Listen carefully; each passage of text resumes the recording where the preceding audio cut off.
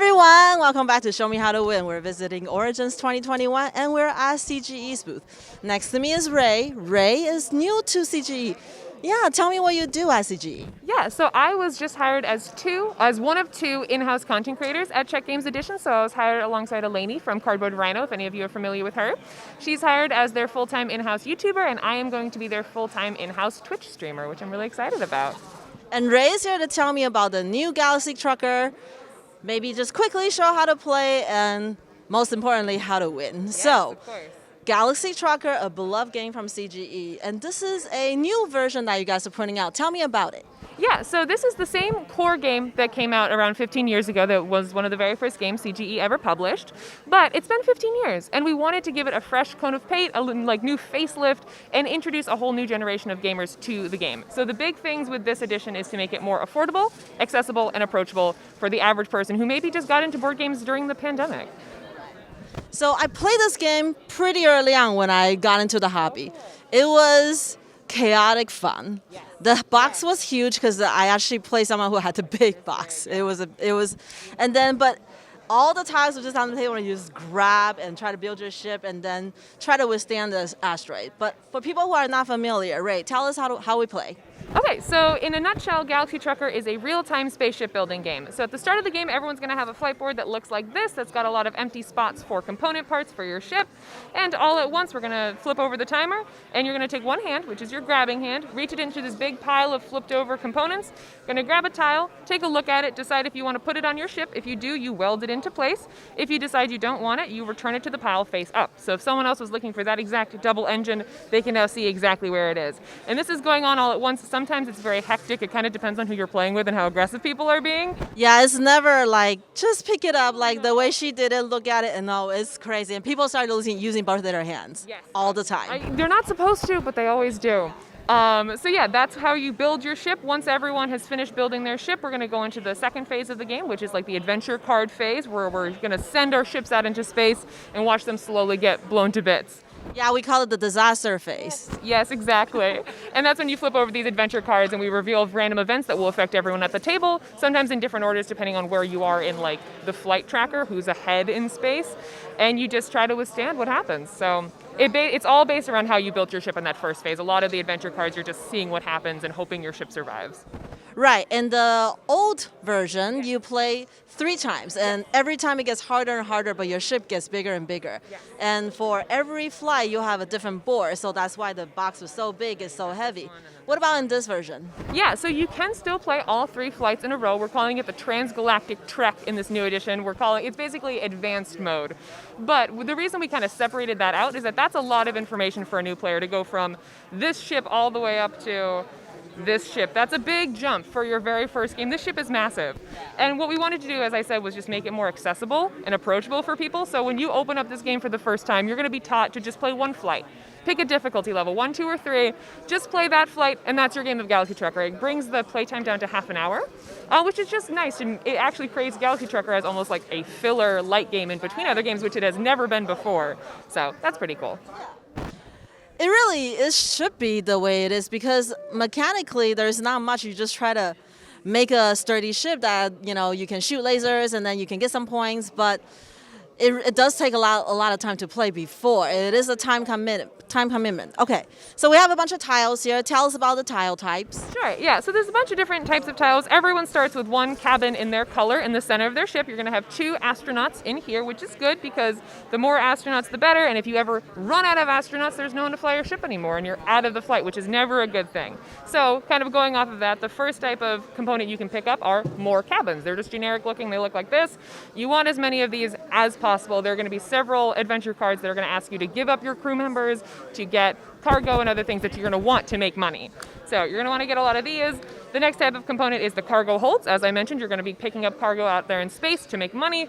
They look like this. You're going to want a lot of those. There are these special hazardous cargo containers. There's 4 different types of cargo in Galaxy Trucker: blue, green, yellow, and red. Red is the most expensive. You want a lot of red because it sells for the most money, but they can only go in these special hazardous containers. So if you plan on picking up some red cargo, you're going to need some of these.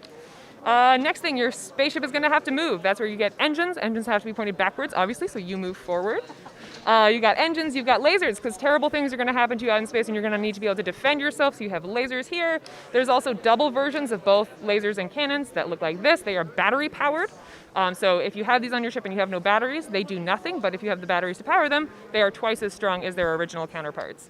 Speaking of batteries, if you have any battery-powered components, you're going to need these.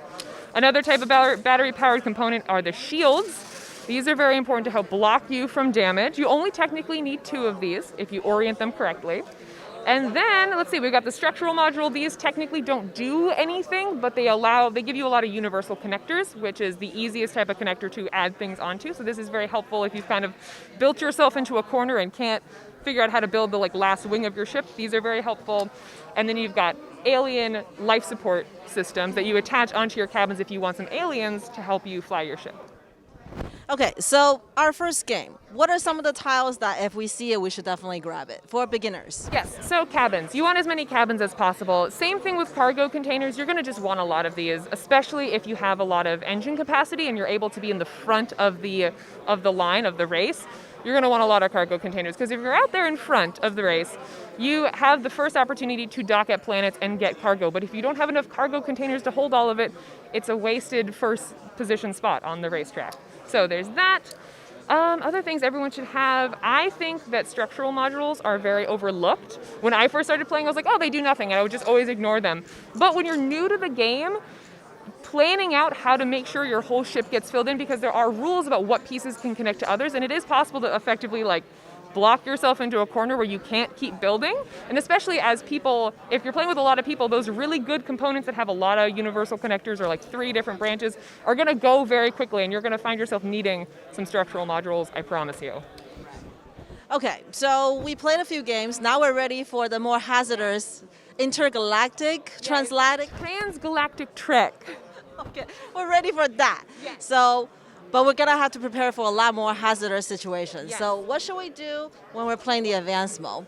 What kind of hazardous things will we encounter that's not in the first flight? Yeah, so the big thing that you'll encounter in later flights are there's 4 different types of projectiles that can come at you.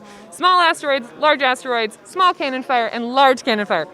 Lots of different things. Large asteroids will not come at you from any angle but the front in your first flight. So a lot of people, when I'm teaching them how to play Galaxy Trucker, will just learn to always point their cannons forward to hit those large asteroids, because you can shoot those down. And also the rulebook tells you, oh, well, your cannons are only half as strong when they're pointed to the side. So a lot of people just learn cannons go forward.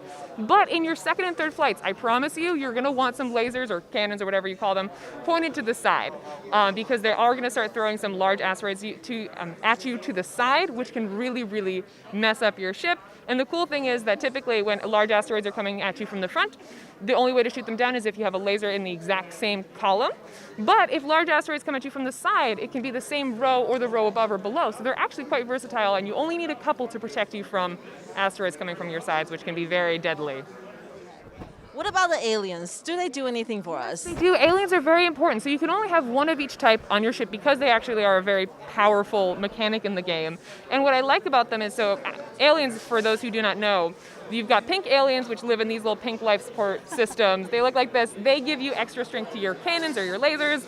And then there are orange or brown aliens that give you power to your cannons. And what I like about these is that because anything that's on the outside of your ship is vulnerable to, projectiles coming at you, and that's typically where your lasers and your engines are. They're on the edges. These allow you to add strength to those components while protecting them on the inside. Because they can provide power from anywhere. So aliens are very, very useful. So definitely something you want to do for the second flight. You have one of each type of alien in your second and third flights. You have to. If you can get your hands on an alien life support system in the second and third flights, definitely take it. It'll be worth it, I promise. And then once you build your ship, you just kind of let it sail, and basically everybody just started laughing at how the crazy ways people's ships explode. It's a really fun, wacky, silly game. So can we get our hands on it already, the new edition? Yeah, so this new relaunch of Galaxy Trucker launched at Gen Con 2021, so it's been out for a couple weeks. It should be in your friendly local game store, and if it's not, just ask, and I'm sure anyone can get it.